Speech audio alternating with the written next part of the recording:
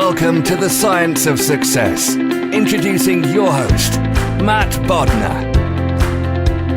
Welcome to the Science of Success, the #1 evidence-based growth podcast on the internet, with more than 3 million downloads and listeners in over 100 countries. In this episode, we show you how to command your focus and attention. We discuss why many people have the wrong idea of what it means to be productive, and how thinking that you need to boil your life down to spreadsheets and checklists is the wrong way to approach productivity. We share the secret ingredient for true productivity and look at exactly how you can implement it practically and realistically in your own life with our guest, Chris Bailey. Do you need more time? Time for work? Time for thinking and reading? Time for the people in your life? Time to accomplish your goals? This was the #1 problem our listeners outlined, and we created a new video guide that you can get completely for free when you sign up and join our email list. It's called How You Can Create Time for the Things That Really Matter in Life. You can get it completely for free when you sign up and join the email list at successpodcast.com. You're also going to get exclusive content that's only available to our email subscribers. We recently pre-released an episode and an interview to our email subscribers a week before it went live to our broader audience. And that had tremendous implications because there was a limited offer in there with only 50 available spots that got eaten up by the people who were on the email list first. With that same interview, we also offered an exclusive opportunity for people on our email list to engage one-on-one for over an hour with one of our guests in a live exclusive interview just for email subscribers. There's some amazing stuff that's available only to email subscribers that's only going on if you subscribe and sign up to the email list. You can do that by going to successpodcast.com and signing up right on the homepage. Or if you're driving around right now, if you're out and about and you're on the go, and you don't have time, just text the word SMARTER to the number 44222. That's SMARTER to the number 44222.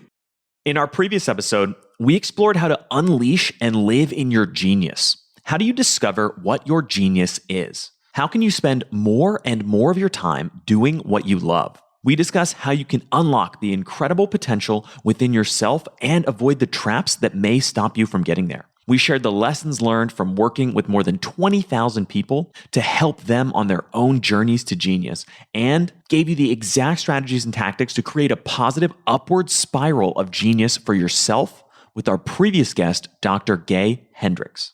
If you want to spend more time doing what you love, check out our previous episode. Now for our interview with Chris. Please note, this episode contains profanity. Today, we have another awesome guest on the show, Chris Bailey. Chris is a productivity expert, speaker, and best-selling author. His career began by conducting a year-long experiment examining best practices for productivity, which is documented in his book, The Productivity Project. His latest book, Hyperfocus, aims to help readers stay focused and avoid distractions. His work has been featured in the Harvard Business Review, the New York Times, TED, Fast Company, and much more. Chris, welcome to the Science of Success. Good day to you, sir. How are you doing? Great. We're super excited to have you on the show today and dig into a lot of the stuff you talk about and write about. I mean, I think it's so important, and I really resonate with a lot of the things you share in both books. To start out, I'd love to kind of dig into this idea that many people have a wrong perception of what productivity is. Yeah, they really do. I think this is evidence when you ask somebody, do you want to become more productive? People usually say yes, but what comes to their mind is something that feels so cold and corporate and all about this becoming a drone in front of a spreadsheet and all about this efficiency and boiling your life down to that same spreadsheet. But I think, if there's one thing that lies at the core of what it means to be productive, it's intentionality. It's deliberateness with which we should be working at. In my eyes, productivity is not about doing more, faster. Because when the hell do you know when to stop if that's your philosophy? How do you know when you've had enough money? How do you know when you've had enough success? How do you know when you've answered enough email over the course of the day? In my eyes, we're perfectly productive when we accomplish the things that we set out to do. So our intentions are what we should be measuring our productivity against. And I think when you frame it in this way, first of all, it's more human because some days all we want to accomplish is to watch The Good Cop on Netflix, that wonderful new show that stars Josh Groban as the lead character alongside Tony Danza. It's a wonderful show with maybe a bucket of Ben and Jerry's and an extra large pizza. And other days, we want to have that huge day at the office and hire somebody new onto our team and maybe ace a job interview for a promotion. And if we do those things, I would argue that we're perfectly productive, but it has to start with the intentions that we set. This episode has been sponsored by The Good Cop. No, I'm just kidding. It's a great... Have you seen The Good Cop on Netflix? I've never heard of it. You, Matt. Listen for one second. Okay, Josh Groban is an all-around talented man. He's like a Steve Martin, like Steve Martin. He's an author. He has a Grammy for playing the banjo. Josh Groban is the new Steve Martin. You've heard it here first on this podcast. That's right. I think you do bring up a really important idea too, which is when to stop, right? And that's one of the challenges with a lot of the productivity approaches is that there's no end point, right? If you double your efficiency and double it again and double it again, at what point, and Tim Ferriss talked about that too in the 4-Hour Workweek, is if you keep getting more and more efficient, when does it stop? And when do you kind of cap yourself off? And, sometimes you do just want to sit on the couch and watch The Good Cop. Yeah. I think that hits the nail right on the head. And you need that intention, I think. Intention behind our actions, in my eyes, is kind of like the wood behind an arrow. We absolutely need it in order to move forward and get important stuff accomplished. I think I would go so far as to say that the percentage of the day with which you act with intention behind what you're doing is directly proportional to how productive you are, but also your quality of life. If you look at where we have control of our attention, as an example, this is kind of the topic that I'm nerding out about the most right now. How much control we have of our attention has been correlated with things like overall life satisfaction. We feel more satisfied with our lives when we have control of our attention. It's, of course, correlated with productivity and creativity as well. It's also correlated with happiness and, just how satisfied we are with things overall. And so I think, done right, we tend to look at productivity in a work context, but when you view it as being about intentionality, it transcends the work context. It works if you're retired. It works if you're starting out in your career. It works if you're on vacation. It works when you're at home. I think that's the way it should be. We often fall into this same kind of trap with the title of the show, The Science of Success. So many people have a warped definition of what success is, and we try to broaden it out and say that it's so much more than just money or fame or achievement. It's living life on your own terms and doing what you want to do. Is that the definition that you use? Living life on your own terms? I think that's right. I mean, we don't have a set definition of it, but to me, it's much more broad and encompassing than a lot of the traditional definitions of it. Yeah. And I think that's evidenced in the fact that the people who achieve the traditional definitions of it, they don't feel successful because they chase that. And so they have that same mindset where they just want more. And I think that's the fascinating thing is if you look at the people that feel successful, they're often not the people who make millions of dollars or have millions of followers online. The people who feel successful are the ones that do what they set out to do. And so I think that answers this question, but just for listeners who might be wondering what is intentionality, what does that mean when you say that? It's choosing what you do before you do it. And so there's that pre-decision. This is the definition that I use. There are alternate definitions for intention. If you look at the science behind intentionality and where intentions come from, so much of it depends on our environments and things like that. I think, it's that pre-decision. It's having chosen, maybe not in the moment because we set an intention and then we start focusing on something and that becomes our object of attention and kind of leads us through to completion. So, if you decide to watch The Good Cop on Netflix, there's that choice that preceded that action when you're in the middle of watching that show on Netflix, but you've kind of lost control until the episode is done. But I would say that's working or living with intention. And you bring up another really good point, which I thought was one of the most insightful things you said, and I think it was Productivity Project, this idea that a lot of... you dug deep. You properly read the books. We do our homework on the show. That's good. Yeah. I noticed that when you were reading the bio, because I don't know if you've ever watched one of those shows where somebody's like melting along to when somebody else says something that they're very familiar with. I could pretty much do that with my bio because we have like the stock one that we just send everybody. I think I have a text expander snippet on my computer because it just comes up a lot. And I know an original bio when I hear it. So I'm gonna have to subscribe to the show after. You can really tell when somebody cares. So it's refreshing. You're very kind. Thank you. But anyway, what I was saying is this idea that I think was one of the most insightful ways that I think the phrasing you used on this, I thought was a great way to kind of break apart the dynamic that a lot of traditional productivity falls into, which is this idea of most people focus on this notion of managing your time when really the battle is much more about managing your attention. Yeah. And most of us, frankly, can manage our time pretty well. The two of us showed up to the show on time, as well as Austin, the producer. Hey, Austin. And, we're here. We'll be here for about an hour. Then we'll go on to the next thing on our calendar. And, we manage our time pretty well. And most people are like that. But where we fall short so often today is with our attention. And, you can look at the very beginning of the day for a pretty good example of us losing control. So we wake up and maybe our phone wakes us up. And so we see that an email came in overnight. We get so we check that email. It's just from Amazon. We check the news and then we get a hit of dopamine because each time we focus on something new and novel, the novelty bias that's embedded within our brain's prefrontal cortex gives us a hit of dopamine. Then we go over to Facebook and we get a hit of dopamine. And then we swipe on Tinder and we get a hit of dopamine. And then we focus on whatever else and we keep getting these hits of dopamine. And I think it speaks to this idea that we don't always have control of our attention. So if you look at the moments of the day where there isn't a modicum of intention behind what you're doing, I would wager a guess. I don't have data to back this up. It's just a prognostication of mine. But I would wager a guess that when we don't have control of our focus and what we're doing in that moment, it's more often than not because we've fallen victim to a distraction, because we go from focusing on one thing to the next, to the next, to the next, to the next, to the next, which is another big part of focus, is strategically unfocusing so that we can let our mind wander a little bit wherever the hell it wants to go. One fascinating thing, that this mode of deliberate mind wandering, I think it's as important as how we focus. So this mode of unfocusing, this is what allows us to set intentions for what we want to be focusing on in the first place.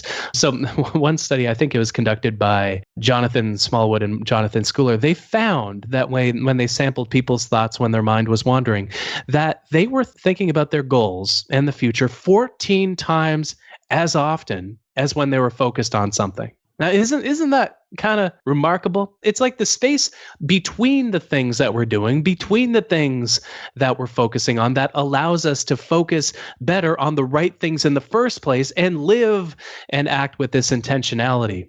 But so I think this kind of just speaks, especially when the biggest distractions on our environment are so often hijacking our attention from away from what we really want to accomplish. Just the power of managing our attention well, but also how much room there is to gain when we don't manage our attention to the best of our ability. I've heard a similar phrase in the research around what are called contemplative routines, which encompasses things like meditation, but even goes beyond that to journaling and thinking, and that time to pull back and question, what am I doing and why am I spending my time on certain things, and where do I really want to be spending my time? There's that great quote from J.R.R. Tolkien where he says that not all those who wander are lost. And, looking at the research on this topic, I kind of settled upon 3 benefits of deliberately letting our mind wander. And you can do this however the heck you want. I'm personally an avid knitter, so I love knitting to let my mind wander. So if I take a work break, I'll pull out the knitting needles. I'm working on a nice scarf right now.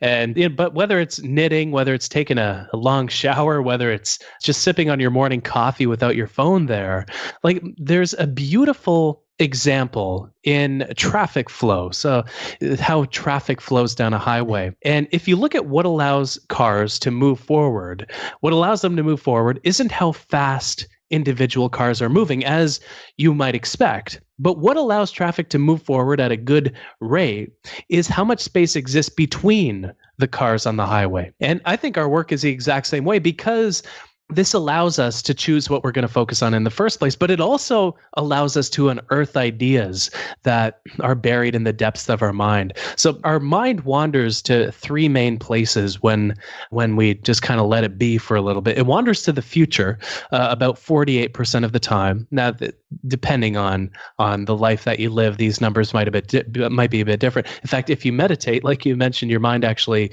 wanders to the future a bit more. It wanders to the present 28% of the time. In the past, less than we might think, about 12% of the time. And the rest of the time, our mind is dull or blank or thinking about ideas. But what happens when we connect these three temporal destinations? We connect what ideas we've consumed in the past to how we're going to live in the future, to what we're doing in the present, to the future and how we're going to run a meeting later on. And then we think about the past again. We connect these three places to unearth these beautiful, brilliant ideas that we would never arrive at otherwise.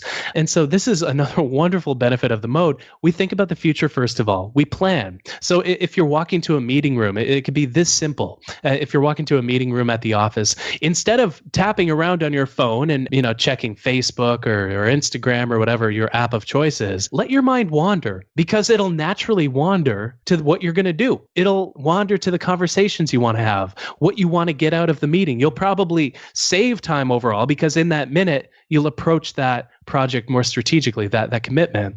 And the third thing that letting our mind wander does is lets us rest. And so we expend mental energy when we have to regulate our attention to focus on something or focus on a decision that we're making. So decisions deplete our mental reserves of energy too.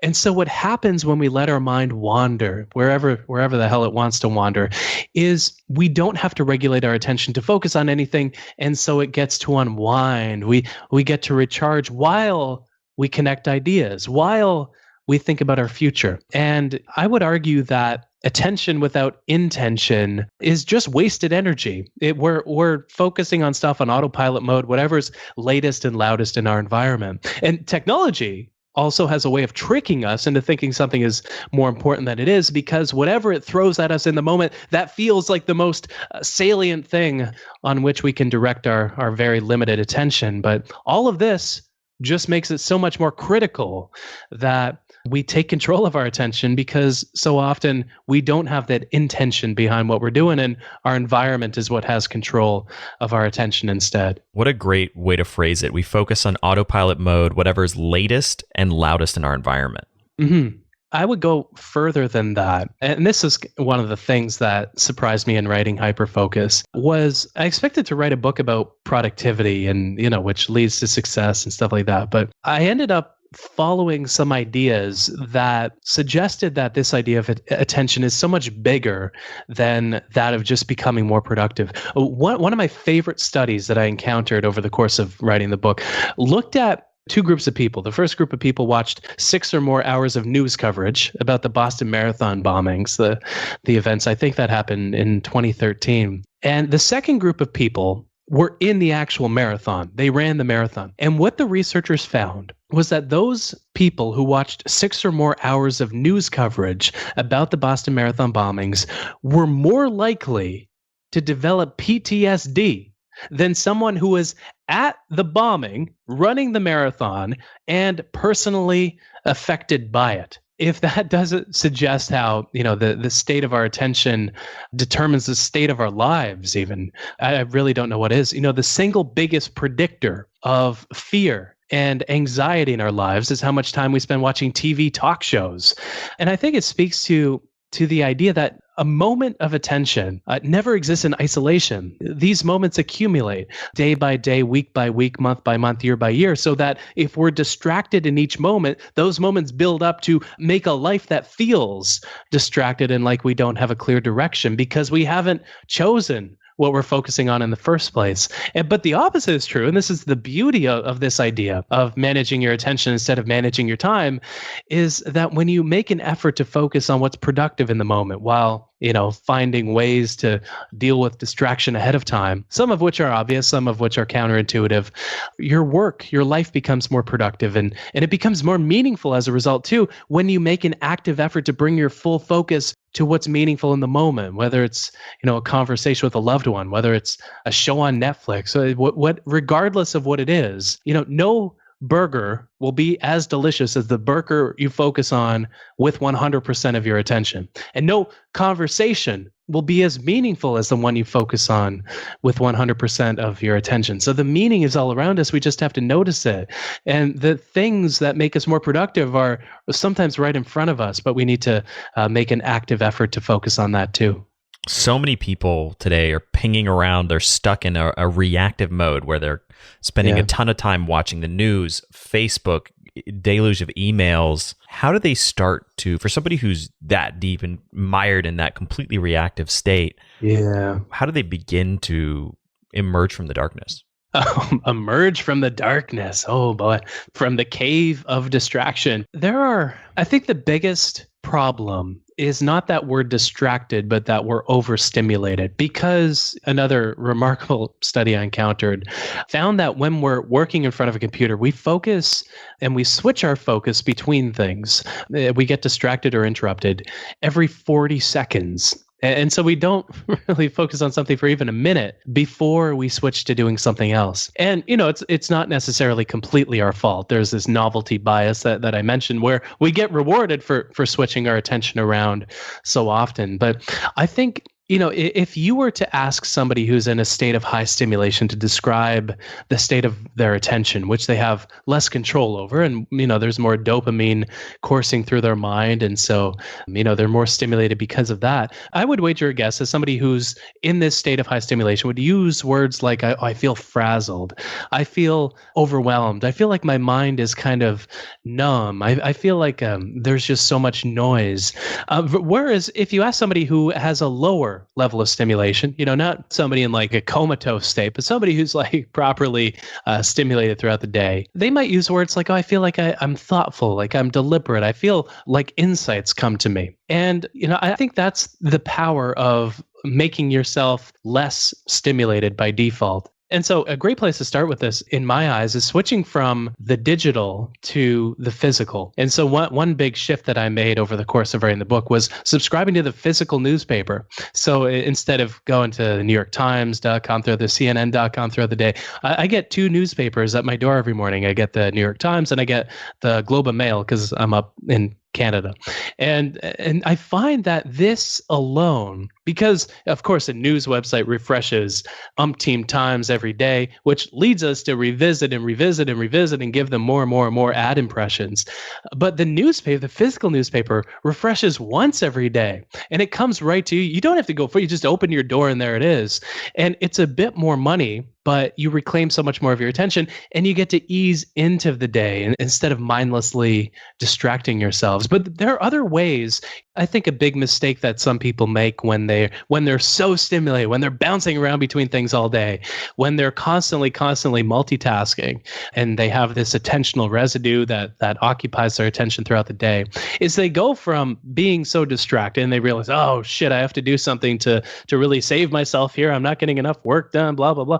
And so they get rid of their phone, for example. They leave their phone at home. I think that's too much personally, but there are ways that we can make our devices less stimulating. So grayscale mode is another incredible way to do this. So what this mode is, if you go into the settings app on your phone and you search for the word grayscale, Gray scale, it's usually an accessibility feature in most phones, but it makes your phone screen black and white.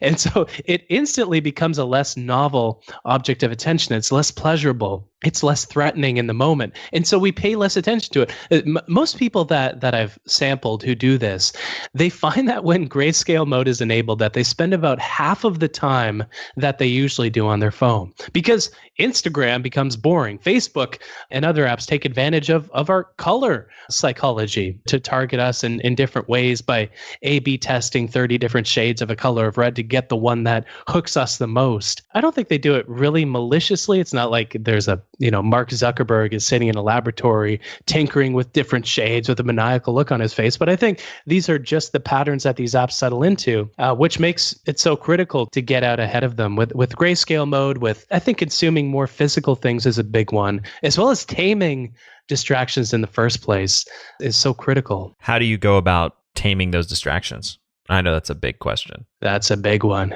Yeah. So I think it starts with identifying where the distractions come from. And one way that I really recommend is, I don't think we're connected enough with how different things make us feel. And we all have kind of a different reaction to different apps. But I remember my fiance and I were just hanging out in the living room the other day, and she was looking kind of sad when she was on her phone, fiddling around with it. And I asked her, Arden, what are you doing? You look bummed out. And she said, oh, I'm on Tinder. No, I'm just kidding. She wasn't on Tinder. She was on Facebook. And it got us both reflecting, like, okay, like, this is supposed to be a way to connect with people. I personally haven't had an account in years, but I figured this is why folks have it. But it really does hijack us. It really does make us sad. And so I think this is a great place to start, is, how do you feel after you visit a news website? How do you feel after you go to Facebook? How do you feel after you go on Instagram? You might find that some of these apps are worth your attention because they make you happy. They let you connect.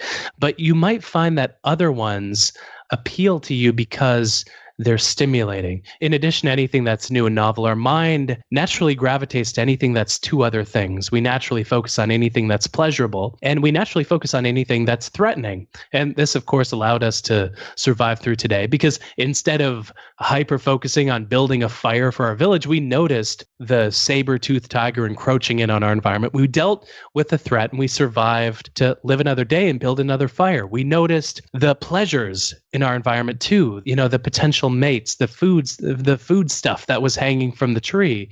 But of course, today, so many of these novel, pleasurable, threatening things come from our phone. The nearest tigers are at the zoo.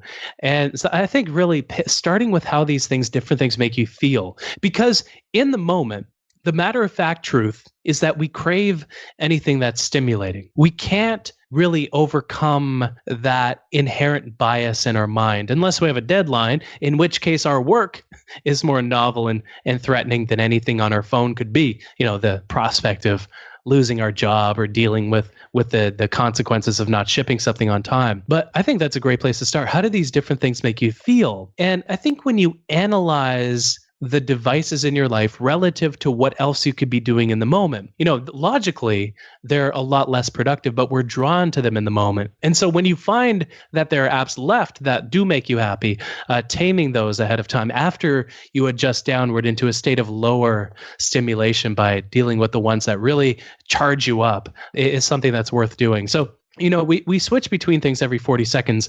And the research also shows, one study conducted by Gloria Mark and Mary Sherwinski at Microsoft, of all places, they found that when we're interrupted or distracted from something completely, and so sometimes most of the time we switch right back, but when we're distracted or interrupted completely, we burn as much as 26 minutes tending to that one distraction. So about a half an hour of our life. And if this stat is hard to believe, look at what often happens when you wake up first thing in the morning. Maybe your phone wakes you up, and so you say, okay, here's an email. You go to email, you bounce around between a bunch of different apps every 40 seconds. Before you know it, 26 minutes have gone by. And so taming any notification on your phone that you don't want to lose 25 minutes of productivity over is one of the best 5 minutes you'll ever spend combing through all the notification settings and taming those ones so that they don't interrupt you. Because this is the thing about smartphone notifications and interruptions and vibrations, is in the moment, they feel more important than what actually is important. So if we're having a conversation with a loved one and we get something on our phone and something's vibrating in our pocket, it could be anything. And so we tend to it. But when we tend to it, it's usually not important, but in the moment, it's more pleasurable or threatening or novel than a potential conversation. If we're at a pub with a loved one, our attention will almost always gravitate to the TV that's playing on the bar above their head, even if we don't even care about the game that's going on, because in our environment, it's more pleasurable, it's more novel, and sometimes it's more threatening. And so taming those ahead of time, combing through the notification settings on your phone, and for God's sake, delete the email app off of your phone. This is, it'll take you about a week to adjust, just as it takes us about 8 days to wind down on a vacation and things like that. But you'll make all that attention back and then some in just how much more clearly you're able to focus. And sometimes we think the world needs us so much. And sometimes, frankly, it does. Sometimes we do need to be connected, but we need to be connected a lot less than we think we do. And if you do need to be connected all day, it would even be worth the effort to delete your email app between the hours of 8 p.m. and 8 a.m. every single day. It'll take 3 minutes, but man, that's so much more attention to devote to what's meaningful in your life and what's productive in your life. I'm so excited to tell you about our sponsor for this holiday season, the incredible organization, The Life You Can Save. I'm sure you get overwhelmed by the countless giving opportunities out there. You feel confused, frustrated, and unsure about what the best thing to do is. When that happens, you often end up making scattered donations to a smattering of random charities with no idea of the real impact you're creating on people's lives. That's why I love The Life You Can Save. You know, the focus of the science of success is on being evidence-based. The beautiful thing about The Life You Can Save is that they focus on evidence-based giving, finding, selecting, and curating the most high-impact donation opportunities so that you don't have to do all that hard work. And you can start giving right now by visiting www.thelifeyoucansave.org/success. That's thelifeyoucansave.org/success.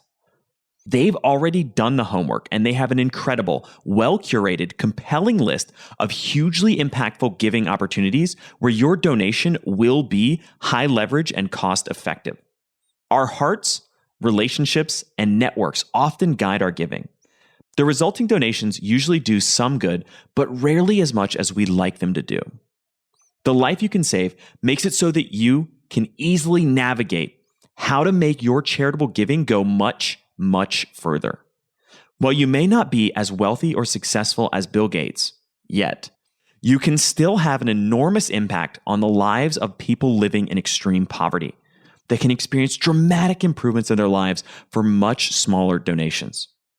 Visit thelifeyoucansave.org/success to find out more and make rational, evidence-based charitable gifts this holiday season. I've been searching for some kind of app that lets me turn off certain apps for certain amounts of time. I don't know if it exists or not, but if any listeners know about it, definitely email me and let me know. Or if you know, Chris, I'd be very curious.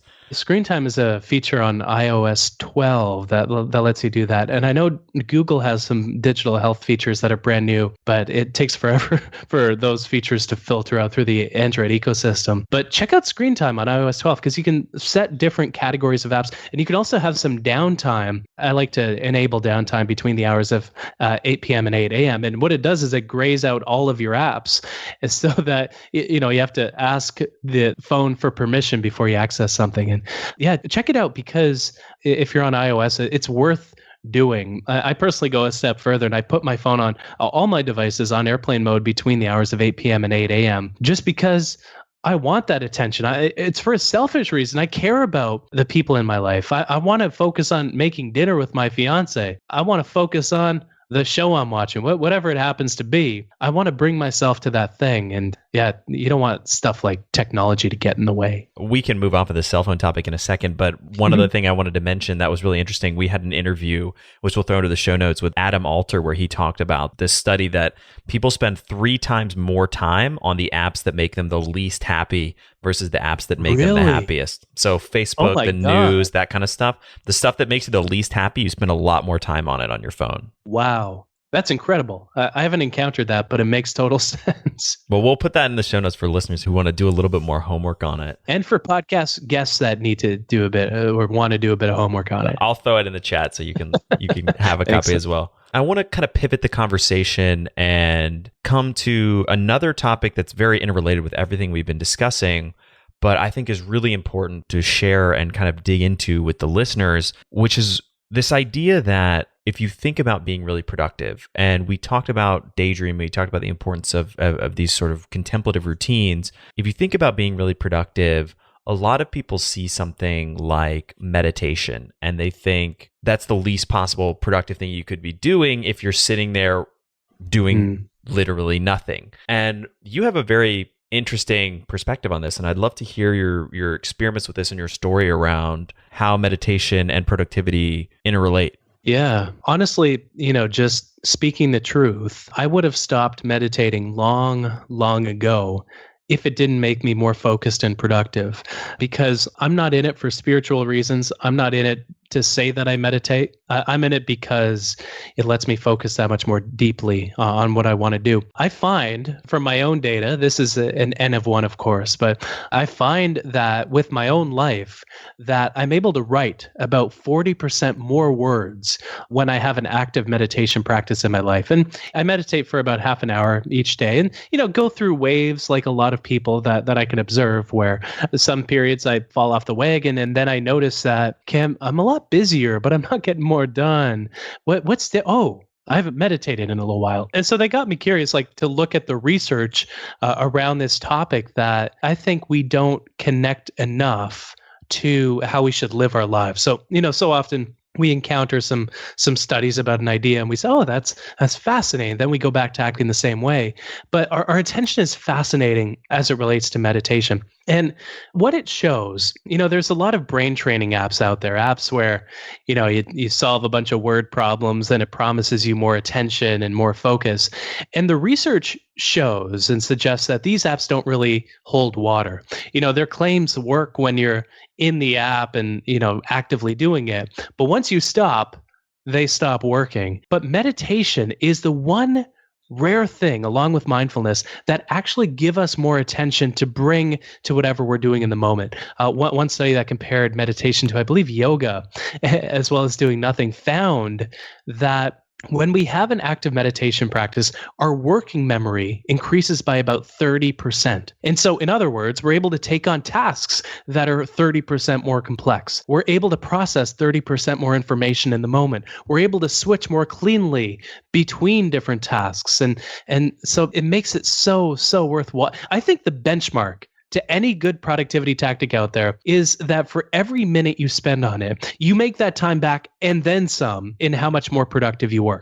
Or else, what's the point of listening to an interview like this? What's the point of reading a book like Hyperfocus or The Productivity Project if you're not going to make that time back and then some?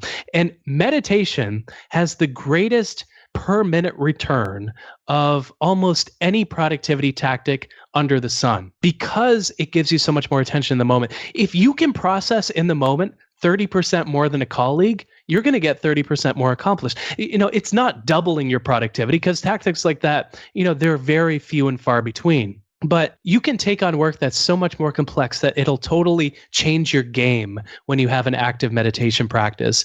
And, there's a lot of science to back that idea up. Plus, you'll just feel amazing. That's a reason in and of itself to meditate more. You'll notice that you've gotten distracted more. Your mood will elevate. Your mind, when it wanders, will actually wander more often to think about the future. It's this beautiful, beautiful practice that you'll make back for every minute that you spend meditating. I think you'll make back 10 at the very least. And meditation highlights a bigger issue, which is that people often get caught up in thinking that daydreaming or meditation or journaling, all of these activities are wasted time when they could be working or they could be getting stuff done. Yeah. But it's really the opposite. Yeah. And it speaks to an idea that I'm sure comes up a lot on the show, which is busyness. It's kind of a badge of honor. But, when busyness doesn't lead us to accomplish anything of importance, then what's the point of being busy? It's really no different from an active form of laziness. Productivity, it's not about how much we produce.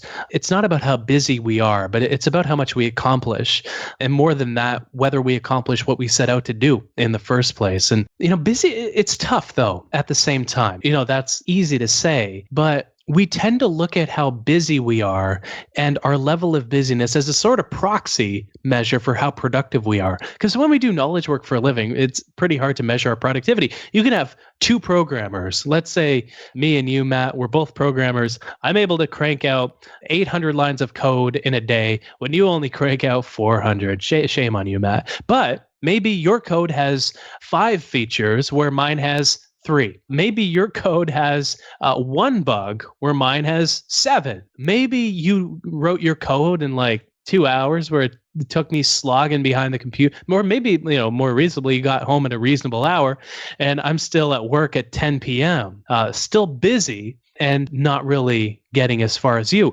If we were to rate our productivity at the end of the day, you would probably say you're less productive than me because you look at how busy you are, and I would look at how busy I am and think and feel more productive than you. But, the opposite, I think, is there's fascinating studies with regard to sleep deficits. Whenever we're working on a sleep deficit, we rank our productivity as being higher than it actually is. So, so often we just work on tasks that are less consequential because we have less of an attentional space to give to what's in front. Just as meditation increases our working memory by about 30%. Working on a sleep deficit can shrink how much attentional space we have to give to whatever we're doing in the moment by about 60%. And so we're still doing work, we're still switching between things, but because we have less attention, we take on things that are less challenging. And I would say busyness is the same way, where we trick ourselves into thinking we're productive when really we're not really accomplishing much of importance. Sleep's another great example and underscores the bigger picture here, which is that rest is a huge part of being productive. Downtime is a huge part of being productive.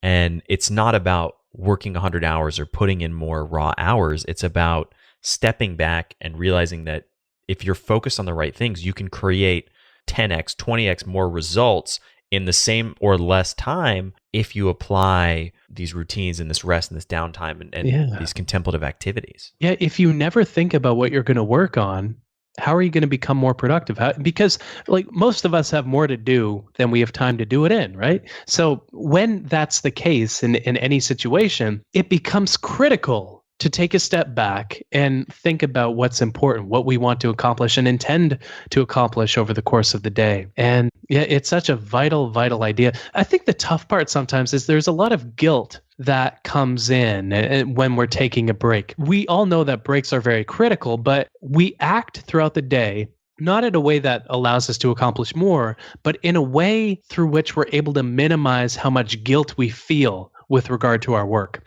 And so instead of taking off for an hour at lunchtime and going to the gym, we continue to check our email while we mindlessly eat our lunch in front of the computer, and we never really feel rested. And we minimize the guilt, but we also minimize our productivity. And I think this is a key thing. And it's very difficult to do this. I run my own business. I work for myself, and I notice guilt coming up quite often. But what works for me and what might work for any listeners who are struggling with the same thing as I do, is make a list of all that you accomplish over the course of the day and then review all these things at the end of every week. And this, I coach a lot of folks in becoming more productive, and they find that this helps them work through the guilt, and as do I, because you get to see why you're investing in your productivity in the first place. And this gets you thinking, okay, I only have so much time today. What do I really want to accomplish? Which way can I minimize the guilt when I'm making this accomplishments list at the end of the day, rather than just not taking a break in the moment? And when you focus on what you accomplish through techniques like that, I personally keep a yearly accomplishments list too that I review every month. So I review all the accomplishments from the last few years since I started making the list. It kind of reinforces the power of these tactics while allowing you to overcome the guilt. Another way is to really be intentional about your breaks, because so often guilt and feelings like doubt and uncertainty, they fill the vacuum that working with a lack of intentionality leaves. And so we're working in autopilot mode. We feel really, really guilty when we're not really, really busy. But when we take a break with intention, I'm a big fan, as you can hear, of binge watching shows on Netflix. I don't do it often. Honestly, I kid about it more than I actually do it. But when I do it, I freaking do it. I decide how many shows I'm going to watch. I decide what I'm going to order and eat while I'm watching the show. I do it with deliberateness, and that minimizes any amount of guilt that I would relate to that experience, because I've chosen how I'm going to spend my time and attention, and guilt doesn't really have a place. Guilt isn't welcome when there's intention. Another strategy that I found to be really effective at combating the same guilt, because it's something I deal with as well, is it's a universal feeling, isn't it? Like, you talk to a lot of entrepreneurs and people who work for themselves, people who work for other people also. I don't know really many people who don't have it. Maybe somebody with $100 million in the bank and they have all that FU money where they could take off at any moment. But do you know many people who don't? It's a conversation I've had with quite a few people, but everybody seems to have this phenomenon. Honestly, no, but I haven't done a lot of sort of surveys or research around it. Yeah. One of the strategies that's been really effective for me in a proactive approach to trying to mitigate the guilt before it arises, and I know this is something that aligns with a lot of the work you've done and talked about and written about, is setting every week. I basically do an audit of my previous week and then plan the next week. And I look at my long-term goals and basically say, what am I going to do this week to make progress on each of these goals? And I set a most important task, or one or two of those each day. And if I and I always execute that first thing in the morning. And if I execute that task, the day is a win. Like, I don't care if it's 9:30 in the morning and I finish that task. If I do nothing for the rest of the day, that day is a victory. Yeah. One of my favorite strategies is related to that. So every day I set 3 intentions. So things that I want to accomplish by the time the day is done. So this gets you thinking about the future. It gets you stepping into the shoes of your future self. But, I also set 3 weekly intentions and 3 yearly intentions as well. I don't really set monthly or quarterly intentions, because I find that's one of those pieces of advice that sounds good, but doesn't necessarily work, at least for me in practice. And, there's something marvelous about this number 3, where we chunk things together in threes. I personally think it's because it's kind of the minimum amount of things that most people can or the maximum number of things. Most people can fit 3 things into their working memory at one time. We used to think we could chunk together 6 or 7 pieces of information in our memory at one time, but now people are kind of coming to terms with the fact that it's about 3 or 4. And you see that we group the world in threes. We have sayings like, good things come in threes, and celebrities die in threes, and the third time's the charm, and the good, the bad, the ugly, blood, sweat, and tears. We grow up immersed in things like the 3 little bears, the 3 blind mice, the 3 little pigs, the 3 musketeers. The list goes on and on and on. And it kind of fits with the way that we think. So we remember the things throughout the day where we set 3 maximum things. And at the same time, we have that deliberateness. I think it's for the same reason that your strategy works so well, is that you have that pre-decision, which creates intention behind whatever you happen to be doing throughout the day. And it's a beautiful thing when you're working with intention, because that whatever you're doing in that moment, like you feel the first thing in the morning or throughout the day, that whatever you're doing, that's exactly where you need to be. That's exactly what you need to be doing in that moment. And there's that in the moment confidence that I think it's one of the most wonderful feelings as it relates to our productivity in the moment.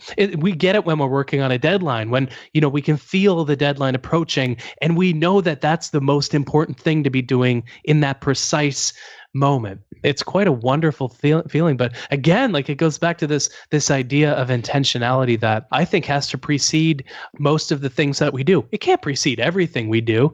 We can't work with intention 100% of the day, or else we'd be a monk in a cave somewhere and it would take us forever to do anything.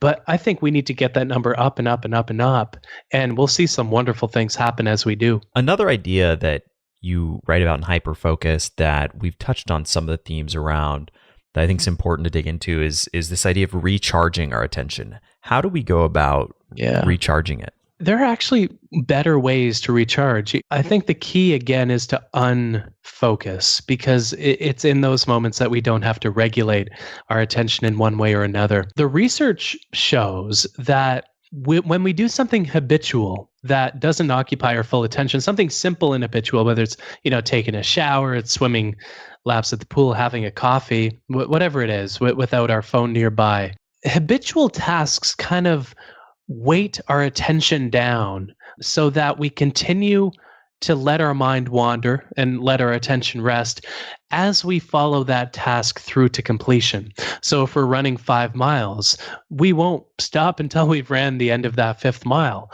Maybe we're listening to music at the same time, but our mind still has a bit of attention to spare. And I think that is the key here, is so often we go from focusing on our work and we think, okay, I need a break now. Then we check Twitter. And then we focus on things that aren't work related, but still occupy some attention, which still means that they take some mental energy.